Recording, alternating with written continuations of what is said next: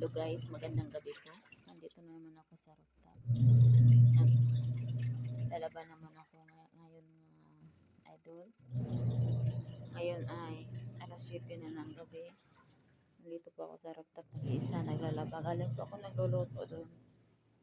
Tapos nagkakain sila. Ngayon, akyat ako dito at nalalaba kasi hindi ako naglaba kanina umaga. Sobrang init kasi po. Tapos, ang yung ngipin ko, sobrang sakit. Para siya, hindi ko kaya yung namamagang ang. Ayun, nakainin na ako ng Panadol. Isang Panadol, kaya na yung nandito kasi siya doon. Yung, parang anong tawag nun, yung last step. Dito, sa sakit. Dito sa abroad, guys. Dito sa abroad, bawal ang arte. Kahit nagkasakit ka, nagtatrabaho ka pa rin. Kahit nagkasakit ka, hindi pwedeng hindi ka bumangon, hindi pwedeng nakahiga ka lang. Kahit mag-rest ka, nandyan pa rin sila tumatawag, nag-uutos pa rin. Maka-relax ka lang ng isang oras. Minsan, wala. Dito sa abroad, guys, kahit bunutan ka pa ng iilan pang ngipin, hindi ka pwedeng sitting pretty lang dito. Hindi ka pwedeng maging madam. Pag dito ka, magtrabaho ka talaga.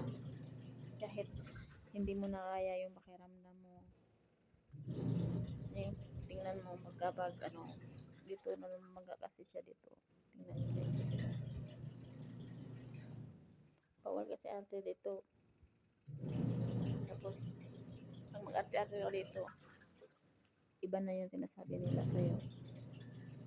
Yun yung nakikita ko sa mga ibang kababayan.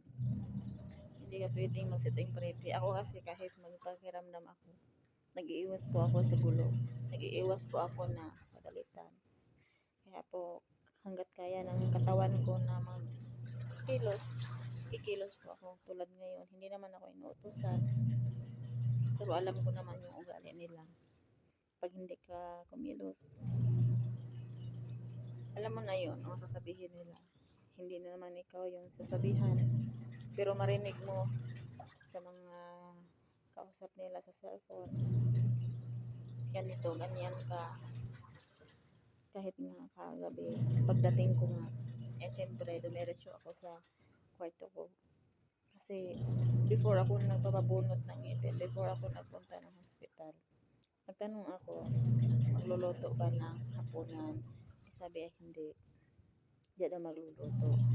Kaya, ayun, pinapabihis ako at mag-alis kami. Sabi niya, bili lang daw sila sa labas. Hindi naman bumili sa labas eh. Bumili sila ng pecha, sila lang yung nagkain. Hindi ako kasali nun. Tapos, okay lang yun. Kasi sobrang dugo-dugo na yung ngipin ko kasi walang pakapit. Walang gamot. Kaya, inis ko kagabi, hindi ako nakatulog ng maayos. Sobrang sakit yung dito ko, at saka yung ulo. Tapos namaga pa yung mukha. Kinaya ko po lahat yun guys. Pag dito ka talaga, hindi ka mag-raise ng tama, lalo na pag may alaga ka. Ang dami nga nasasabi, yung Ramadan, Alhada na ba ngayon? Sabi na, WP daw ngayon sa mga kasambahay. Kailan yan? Hindi nga nag-i-increase na sa ilang taon na ako dito, hindi nga nag-i-increase, WP pa kaya. Siguro may WP sa yung mga workers na sa labas nag-work. Dito sa akin wala. Kahit nga kagabi natamlay nga yung pagsabi na hindi ako magbayad ng pagbunot ng aking ngipin, 200 reals. Kaya yun, natamlay siya hanggang ngayon na siya yung pinapabayad ng dentist, hindi ako. Ayun, sakit ng ulo ko talaga, pero nakainom na ako ng Panadol. Bye guys.